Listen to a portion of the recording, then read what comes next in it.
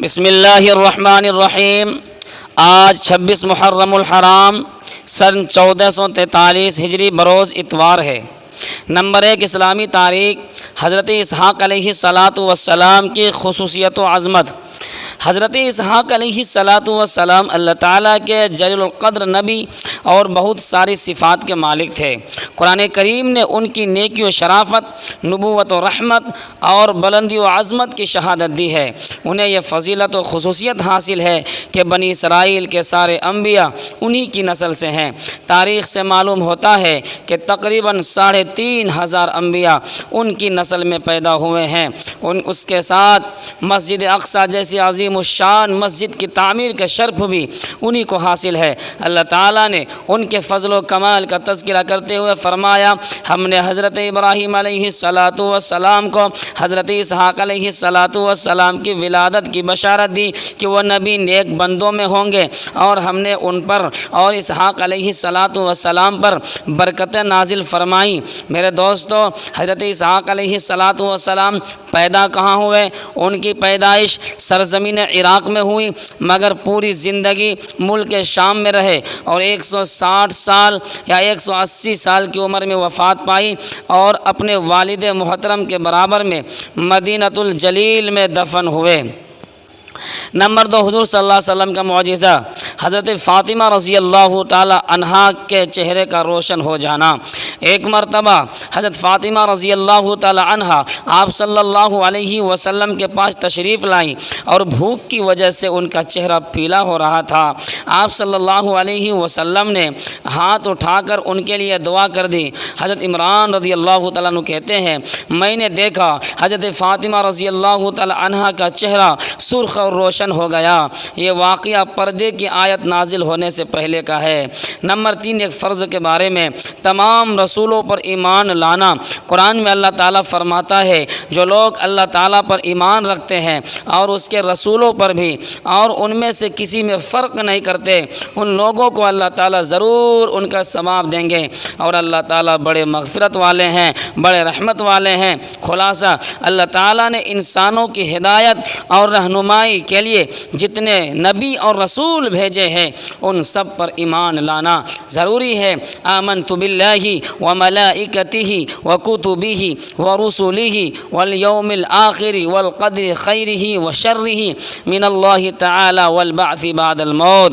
میں ایمان لایا اللہ پر، اس کی کتابوں پر، اس کے رسولوں پر، اس کے نبیوں پر، اس کے فرشتوں پر، اور قیامت کے دن پر، اور اچھی بری تقدیر پر۔ جو بھی ہوتا ہے اللہ کے طرف سے ہوتا ہے۔ ان تمام چیزوں پر ایمان لانا ضروری ہے۔ نمبر 4 ایک سنت کے بارے میں۔ قناعت اور صبر حاصل کرنے کی دعا۔ رسول اللہ صلی اللہ علیہ وسلم قناعت کے لیے یہ دعا فرماتے، اللہم قنعنی بما رزقتنی وبارک لی فیہ۔ ایک بار پھر سن لیں، اللہم قنعنی بما رزقتنی وبارک لی فیہ۔ ترجمہ، اے اللہ، تو نے جو رزق مجھے دیا ہے اس پر صبر و قناعت عطا فرما، اور اس میں میرے لیے برکت عطا فرما۔ نمبر 5 کہ ہم عمل کی فضیلت، تکلیفوں پر صبر کرنا۔ رسول اللہ صلی اللہ علیہ وسلم نے فرمایا، وہ مسلمان جو لوگوں کے ساتھ میل جول رکھتا ہے اور ان سے پہنچنے والی تکلیفوں پر صبر کرتا ہے، اس مسلمان سے افضل ہے جو لوگوں کے ساتھ میل جول نہیں رکھتا اور نہ ہی صبر کرتا ہے۔ نمبر 6 گناہ کے بارے میں۔ ناپ تول میں کمی کرنا۔ آج مسلمان ناپ تول میں کمی کرتا ہے، لیتا ہے تو بڑھا کر لیتا ہے اور دیتا ہے تو گھٹا کر دیتا ہے۔ کیا فرماتا ہے اللہ تبارک و تعالیٰ؟ سنیے، قرآن میں اللہ تعالیٰ فرماتا ہے، بڑی بربادی ہے ناپ تول میں کمی کرنے والوں کے لیے کہ جب لوگوں سے کوئی چیز ناپ کر لیتے ہیں تو پورا بھر کر لیتے ہیں، اور جب لوگوں کو کوئی چیز پیمانے سے ناپ کر یا وزن کر کے دیتے ہیں تو اس میں کمی کر دیتے ہیں۔ نمبر 7 دنیا کے بارے میں۔ دنیا کی محبت۔ قرآن میں اللہ تعالیٰ فرماتا ہے، یہ لوگ دنیا سے محبت رکھتے ہیں اور اپنے آگے آنے والے ایک بھاری دن کو چھوڑے بیٹھے ہیں۔ یعنی دنیا کی محبت نے ایسا اندھا کر رکھا ہے کہ قیامت کے دن کی نہ تو کوئی فکر ہے اور نہ ہی کوئی تیاری ہے، حالانکہ دنیا میں آنے کا مقصد ہی آخرت کے لیے تیاری کرنا ہے۔ نمبر 8 آخرت کے بارے میں۔ قبر سے انسان کس حال میں اٹھے گا۔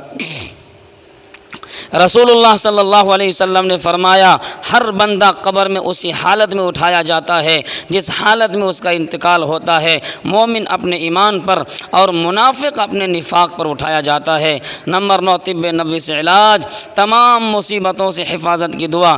رسول اللہ صلی اللہ علیہ وسلم نے فرمایا سبحان اللہ وبحمدہ لا حول ولا قوة الا باللہ ما شاء اللہ کان وما لم یشأ لم یکن اعلم ان اللہ علی کل شیء قدیر وان اللہ قد احاط بكل شیء علما۔ سبحان اللہ وبحمدہ لا حول ولا قوة الا باللہ ما شاء اللہ کان وما لم یشأ لم یکن اعلم ان اللہ علی کل شیء قدیر وان اللہ قد احاط بكل شیء علما۔ میں تمام اپنے ناظرین سے درخواست کروں گا اس دعا کو ضرور یاد کر لیں، ایک بار پھر سن لیں۔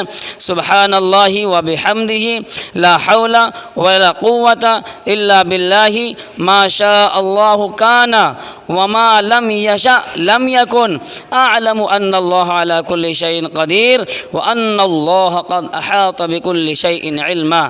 جو شخص ان کلمات کو صبح کے وقت کہے گا شام تک ہر بلا و مصیبت سے محفوظ رہے گا، اور جو شام کو کہے گا صبح تک محفوظ رہے گا۔ نمبر 10 نبی صلی اللہ علیہ وسلم کی نصیحت۔ رسول اللہ صلی اللہ علیہ وسلم نے فرمایا جب تم میں سے کوئی اپنے بھائی سے ملاقات کرے تو اس طرح سلام کرے السلام علیکم ورحمۃ اللہ، یعنی سلام مکمل کرنا چاہیے۔ آپ کو اگر کوئی سلام آدھا کرے تو آپ اس سے بہتر انداز میں جواب دیجیے، یعنی وعلیکم السلام ورحمۃ اللہ وبرکاتہ۔